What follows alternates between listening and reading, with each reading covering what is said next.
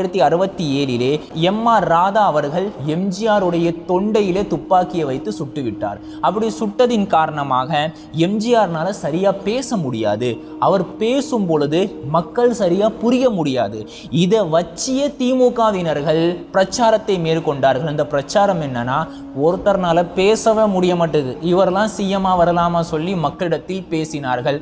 ஆனால் எம்ஜிஆர் எதையுமே பொருட்படுத்தாம அவருடைய பெரிய ஆயுதமே அவருடைய புன்னகை, அவருடைய இந்த கை, அந்த கையை காண்பித்து கொண்டு புன்னகைத்து கொண்டு அவர் போய்கொண்டே இருந்தார்.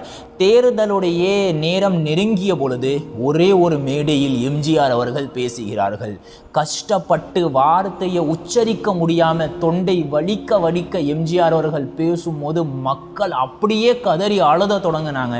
எங்களுடைய தலைவரால் பேசக்கூட முடியலை, இருந்தாலும் எங்களுடைய தலைவர் கஷ்டப்பட்டு பேசுகிறாரே அப்படி சொல்லி மக்கள் எல்லா பேருமே எம்ஜிஆருடைய அனுதாபியாக மாறிவிட்டார்கள். மட்டும் கிடையாது, எந்த விஷயத்தை திமுகவினர்கள் இவருடைய குறையாக வைத்தார்களோ அந்த குரலை அதையே தன்னுடைய பலமாக எம்ஜிஆர் மாற்றி காட்டினார். அடுத்தது மீடியா பிளாக் எம்ஜிஆருக்கு நிறைய நடந்தது. நியூஸ் பேப்பர்ல எதிலுமே எம்ஜிஆருடைய பிரச்சாரத்தை குறிப்பிடப்படாது. எந்த ஒரு நியூஸ் சேனலும் எம்ஜிஆரை ஸ்பாட்லைட்ல கொண்டு வர மாட்டாங்க.